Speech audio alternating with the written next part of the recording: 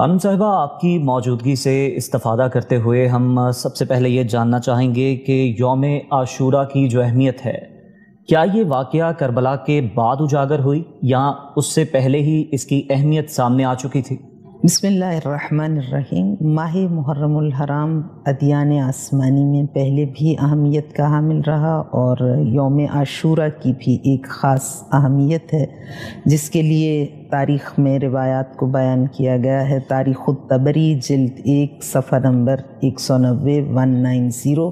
جس میں وہ رقم طراز ہیں کہ قال رسول اللہ صلی اللہ علیہ وآلہ وسلم فی اول یوم من رجب رکب نوح السفینہ فصامہ وجمیع من معہ۔ ماہ رجب کی پہلی تاریخ پر جناب نوح علیہ السلام سوار ہوئے سفینہ نجات پر، اپنی کشتی پر، اور انہوں نے روزہ رکھا اور ان کے ساتھیوں نے روزہ رکھا، اور پھر وہ کہتے ہیں جرت بہم السفینۃ ستۃ اشہر فانتہی ذلک الی المحرم، اور پھر یہ کشتی مسلسل 6 مہینے حالت سفر میں رہی اور یہاں تک کہ ماہ محرم آن پہنچا، اور فارست السفینۃ علی الجودی یوم عاشورہ، اور پھر عاشورہ کے روز یہ کشتی سفینہ نجات ساحل نجات سے ہمکنار ہوا۔ جناب نوح علیہ السلام کا سفینہ ساحل نجات سے ہمکنار ہوا۔ فصام نوح، جناب نوح علیہ السلام نے روزہ رکھا، وامر جمیع من معہ من الوحش والدواب فصاموا شکرا للہ عز وجل۔ تو شکرانے کے طور پر جناب نوح علیہ السلام نے اس واقعے کے اختتام پذیر ہونے کے بعد، یعنی کامیابی سے ہمکنار ہونے کے بعد، اپنے ساتھیوں کے ہمراہ روزہ رکھا۔ یہ ایک روایت ہے۔ یہ ایک اور روایت اس وقت میرے پیش نظر ہے ان متعدد اور بے شمار اوتھینٹک روایات میں سے جو تاریخ کے صفحات پر جا بجا موجود ہیں، اور تمام مکاتب فکر اسلامی کے علماء نے محرم اور یوم عاشورہ کی اہمیت کے حوالے سے یکساں صحت کے ساتھ ان تمام روایات و احادیث کو قبول کیا ہے اور بیان کیا ہے۔ اس میں روایت ہے کہ علی بن الحسن عن محمد بن عبداللہ بن زرارة عن احمد بن محمد بن ابی نصر عن ابان بن عثمان الاحمر عن ابی جعفر علیہ السلام لزقت السفینہ یوم عاشوراء علی الجودی وامر نوح علیہ السلام من معه من الجن والانس ان يصوموا ذلك اليوم وقال ابی جعفر علیہ السلام هل تدرون ما هذا اليوم؟ هذا اليوم الذي تاب الله على آدم وحواء علیہم السلام وهذا اليوم الذي فيه تاب الله على قوم يونس علیہ السلام وهذا اليوم الذي فلق الله فيه البحر لبني اسرائیل فاغرق فرعون ومن معه وهذا اليوم الذي غلب فيه موسى عليه السلام فرعون وهذا اليوم الذي ولد فيه ابراهيم عليه السلام وهذا اليوم الذي ولد فيه عيسى ابن مريم عليه السلام وهذا اليوم الذي يقوم فيه القائم۔ کہ آقا نے ارشاد فرمایا حدیث مبارک میں کہ عاشورہ کا دن وہ دن ہے، پورا سلسلہ سند جو ہم نے آپ کے سامنے بیان کیا ہے اس میں فرمایا کہ آقا سے حدیث ہے، سرکار رسالت مآب صلی اللہ علیہ وآلہ وسلم سے ان کے فرزند ارجمند نے اس روایت کو بیان کیا ہے کہ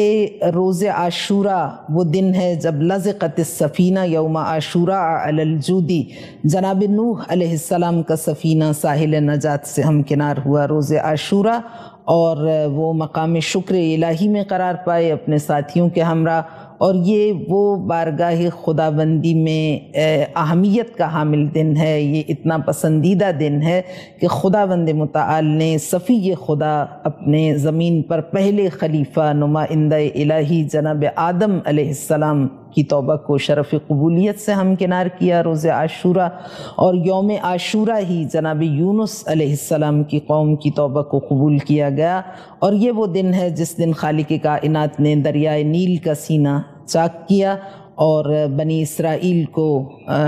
فرعون پر فتح عطا کی، اور فرعون اور اس کے ساتھیوں کو فاغرق فرعون ومن معہ انہیں غرق کیا، اور یہ وہ دن ہے غلب فیہ موسیٰ علیہ السلام و فرعون، جس دن جناب موسیٰ علیہ السلام کو فرعون کے ظلم پر فتح حاصل ہوئی، اور یہی وہ دن ہے جب جناب ابراہیم علیہ السلام دنیا میں تشریف لائے، ان کے ظہور پذیر ہونے کا ان کا یوم ولادت۔ جناب عیسیٰ علیہ السلام دنیا میں تشریف لائے، اور اس دن کی خاصیت بہت زیادہ ہے۔ اس دن میں اور بھی بہت بڑے اور اہم واقعات رونما ہوں گے۔ بعد میں واقعہ کربلا رونما ہوا اور ذبح عظیم کا مصداق بنا، اور اب طلوع صبح قیامت تک ایسے انقلابات آتے رہیں گے جو یوم عاشور کی مناسبت سے، جیسا کہ کہا گیا وَهَذَا الْيَوْمُ الَّذِي يَقُومُ فِيهِ الْقَائِمُ۔ اور ایک اور روایت اس میں بیان کی گئی ہے جو اس کی سند بھی غالباً خصال شیخ صدوق علیہ الرحمہ میں اس کو بیان کیا گیا، اور جلد نمبر 1 ہے، صفحہ 208 جیسا کہ میرے ذہن میں ہے۔ اس میں انہوں نے جو روایت بیان کی وہ کہتے ہیں وفی عشر من المحرم وہو یوم عاشورہ، وہ کہتے ہیں اور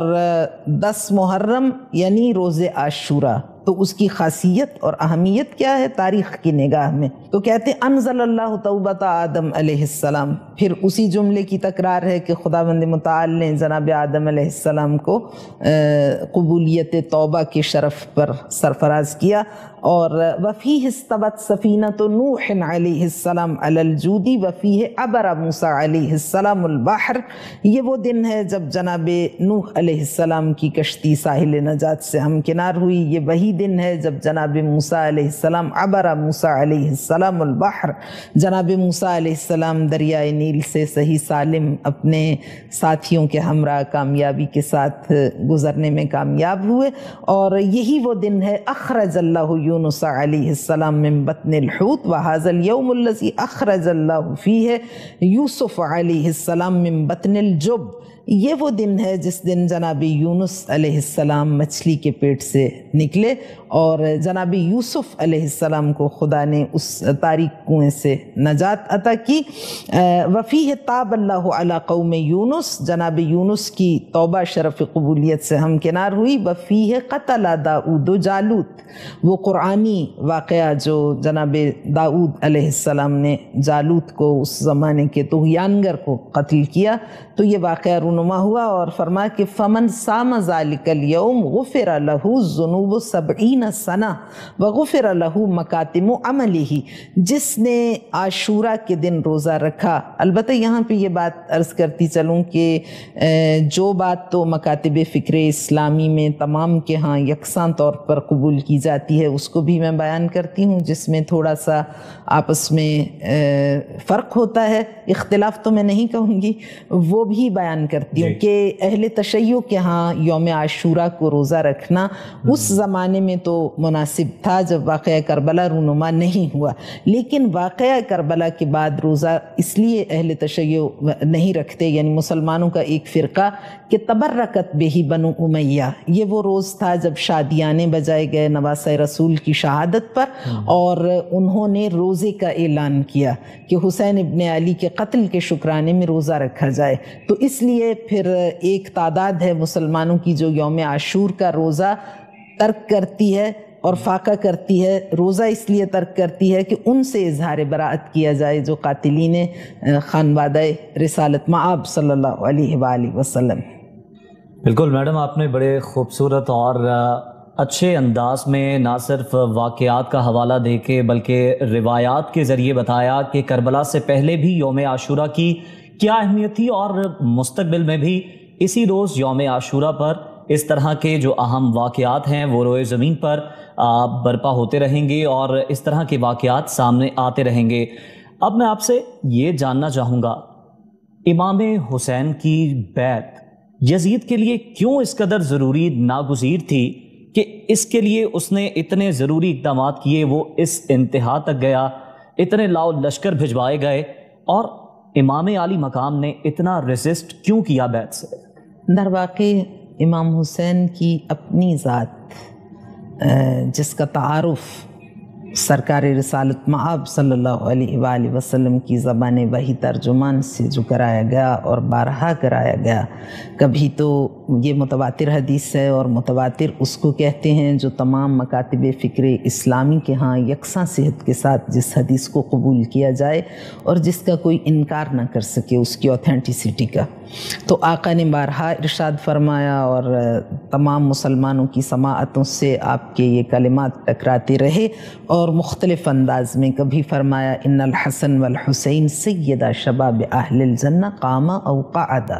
حسن و حسین میرے یہ دو نواسے سردار جوانان جنت ہیں، یہ قیام کریں یا صلح کریں، قاما او قعدا، یہ اپنے دشمن کے ساتھ نبرد آزما ہوں، جنگ آزما ہوں، یا یہ دشمن کے ساتھ صلح کر لیں، دونوں سردار جوانان جنت ہیں۔